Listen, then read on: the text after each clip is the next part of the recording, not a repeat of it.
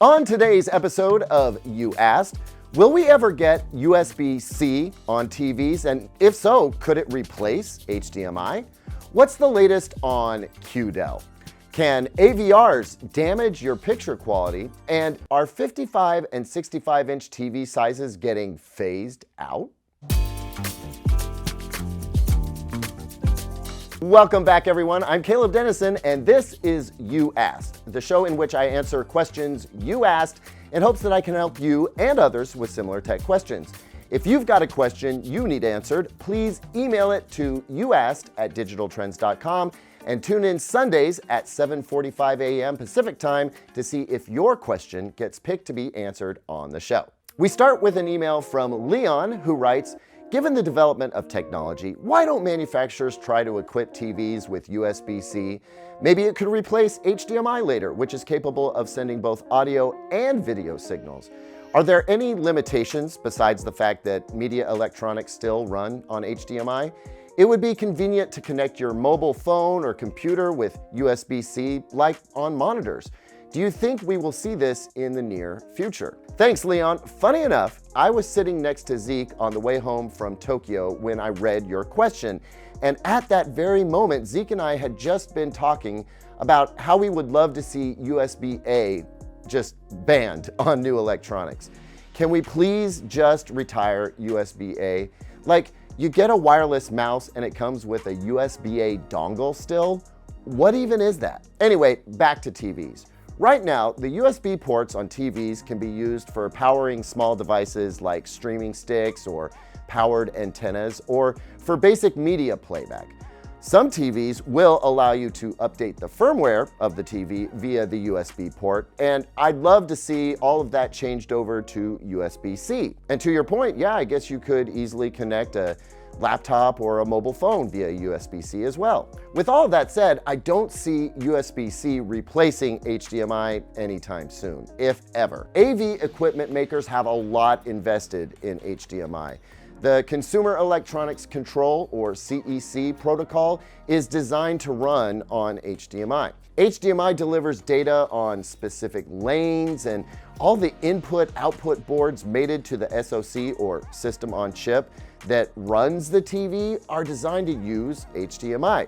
So we'd be talking about a pretty big shift. We're not just talking about getting SoC makers like MediaTek to flip a switch. We have to get the entire industry behind this idea. That's going to be tough. Also, if I'm not mistaken, USB-C at USB 4 maxes out at 40 gigabits per second, whereas HDMI 2.1A and now B max out at 48 gigabits per second, allowing for higher bit depth and higher refresh rates at both 4K and 8K. So ditch USB-A for USB-C on TVs? Yes, absolutely. Let's do that, and like right now.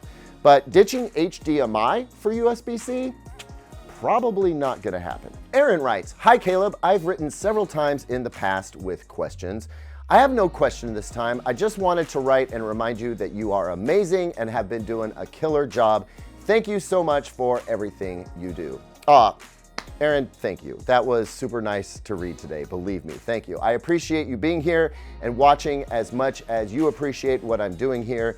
It's my honor, absolutely. You know, now that I read that back, I'm wondering why I put that in there. It's gonna look really conceited. That was not my intent, I don't know.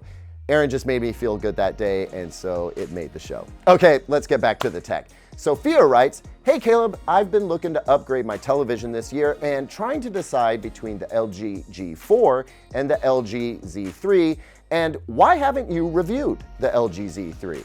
Is it worth buying the Z3 over the G4? Hey Sophia, I'm gonna make this pretty simple. Buy the G4. You don't stand to gain much with the Z3. In fact, the fact that it's gonna have to upscale everything that you watch to its much higher resolution is more of a liability than a benefit, I think. Also, I tend not to review 8K TVs in general just because there aren't very many of them, but also they don't often get offered up for review. Now, if there was a lot of 8K content to enjoy, or even if I felt like it was really up and coming right now, I'd say, yeah, go ahead and get an 8K TV and couple years down the road when there's lots of native 8K content to enjoy, it'll be really nice to have it. But I just don't see that coming. And it hasn't been for a while, which is why I think most TV manufacturers have kind of stepped back from 8K. Bottom line though is that the LG G4 is just a tremendous TV. The Z3 may look more fancy because of its higher resolution, but the G4 has all the tech you want. It doesn't have to upscale stuff to 8K. It just has to upscale lower resolution stuff to 4K, and it does a really great job with that, on top of just being an amazing display. Mark Burko writes, for the last 10 years or so, my TV has been the Sony QDEL 40W905A, a 2013 model. One of the very first TVs using quantum dots, as a matter of fact. I still absolutely love the picture, and even the audio quality is surprisingly good. The TV also hasn't registered any fault yet, but that, of course, could be misleading. In any case, I've had the upgrade itch for some time, and now I'm also in a position to get a bigger TV, and I'm thinking about 75 inches or larger. How much has the picture quality evolved since 2013? Will any or most current models, regardless of brand, surpass my W905A? Also, with regards to audio, I've been sold on OLED as my new TV for the last several years, but I've been strongly considering the Bravia 9. Yeah, man, TVs have improved a ton in the past 12 years. You'll be shocked by what you get now, even from mid-tier models from most of the brands. The Bravia 9 is stellar. I highly recommend that TV. It also has a killer audio system on it, and it goes toe-to-toe with OLED, and in some ways is a little bit better. Now, the Bravia 9, that's at like the very tippy top of the mountain, but even the Bravia 7, I think, would look better than your W905A in many respects. And also, you're going bigger, so it's going to be more impressive from that standpoint as well. I do encourage you to stick with Sony, though. You've gotten very used to the look, and I think adjusting to another brand's look might be tough. If you can stick with Sony, then I suggest that you do. But I don't think you're going to be disappointed with the picture quality coming from a TCL or a Hisense or even an LG or a Samsung. Peter writes, was wondering if you could cover QDEL and the likelihood that it replaces OLED and micro LED. How soon, and should we wait? Right, so QDEL is an interesting up-and-coming technology that I'm looking forward to seeing advance in the coming years, but I think we're a ways away from competitive QDEL TVs, and even when they do come out, even though it's less expensive to make than OLED, it's gonna get treated like the latest and greatest thing, and probably will get priced like OLED TVs are now. In other words, you're gonna pay a premium. I don't think that QDEL is likely to take down any LCD-based TV technology. I don't think it's gonna take down any micro LED technology if that ever actually ends up coming down to a size and price that we can afford. It's more likely to supplant OLED, if anything, and we're a ways out from any of that happening. So I wouldn't wait for it if I were looking to get a TV in the next couple of years.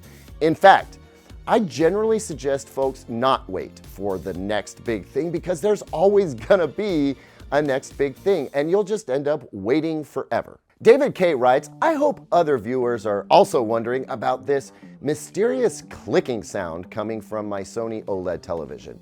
I refer to it as the phantom click. Catchy, right? Throughout the day, I occasionally hear a click that resembles the sound made when the device is turned on or off, even though the TV is completely powered off at the time. Do you have any idea what might be causing this? Hey David, I'm gonna be honest with you, I do not know what that is, but I suspect that it's gonna have to do with the power supply or with the TV running an OLED pixel refresh cycle, though if it is the latter, it's doing it way too often. At least that's how it sounds from your email. I'd dig into the menu, find the OLED care section, and turn it off to see if the click goes away. If that doesn't do it, then I'm gonna guess it's the power supply doing something that it should not do. I'm assuming you've tried unplugging it from power and noticed that it stops happening. Also, try unplugging your HDMI cables if any are connected, and see if that stops it? I mean, honestly, I'm just not sure. My thinking there with unplugging the HDMI cables is that maybe it's getting some kind of phantom signal from one of your other devices and it's thinking about turning on, and then it goes, no, I shouldn't turn on, but that's kind of a stretch. Anyway, has anyone else out there experienced this with their Sony OLED? If so, let us know in the comments, and let's see if we can sort this out for David. Maybe someone has seen something in a forum thread.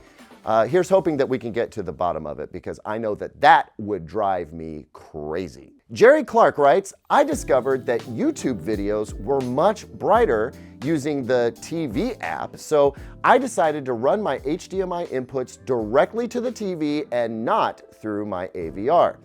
Every input was brighter after doing that, and I certainly didn't expect to have that result. I was using excellent quality HDMI cables in both cases, so that shouldn't be a factor. In fact, I plugged the Apple TV box into the TV with the same cable that was used to connect the AVR. I have a couple of questions about all of this. One, is this normal? Two, what could cause this other than a bad AVR? And three, have you ever experienced this? Hey Jerry, so it would help a lot to know which AVR you're using, but I'm gonna take a stab at this anyway. One, is it normal? No, I would not call it normal. Is it common? Wouldn't go that far either, though many AVRs do offer video processing, which I typically advise against using. And that leads me to answer question number two. What could cause this? It's not necessarily a bad AV receiver, but if you have video processing enabled on that receiver, it could be doing undesirable things. It could also be incapable of passing along an HDR signal, which would explain a lot too. I'd be curious to know if you noticed the HDMI input that used to show the AVR video feed, whether that has the same picture settings as the rest of your HDMI inputs. Have you checked into that? Tune into that HDMI input that you were using for your AVR, check the picture settings, then move to one of the other HDMI inputs that is showing you a brighter image and see if all the settings are the same for the picture quality. From the picture preset to the brightness, all of it. Do the same thing while you're playing a video in the TV's YouTube app and see if that has the same picture settings. I'm gonna bet that there are some variances unless you already took the time to adjust all of them. And then number three, have I ever experienced this? Yes, a couple of times. And this was back when I moved toward HDR TVs, but before AV receivers could pass along HDR signals. And I think maybe 2 years of overlap there. Finally, John writes, do you think companies like Samsung and LG will discontinue standard TV sizes like 55-inch and 65-inch? If so, TV lovers may struggle to buy TVs because they're becoming too large for many people, especially those living in tiny houses or apartments. No, John, they are not being phased out. Not yet, and probably not for a really long time, if ever.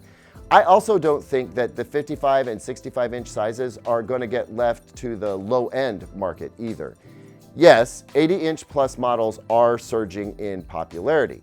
I think the 85-inch size is the fastest growing TV size, but the 65-inch TV is still the most popular size, and that's because it is plenty large for most folks and manageable for a huge population. One final thought on this. I know that TV brands sometimes seem out of touch with reality.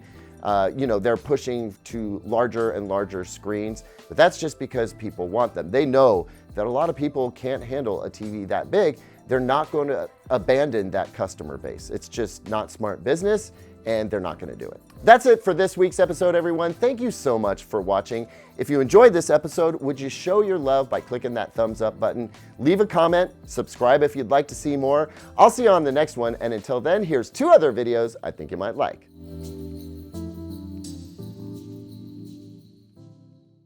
I cannot believe I have another one here.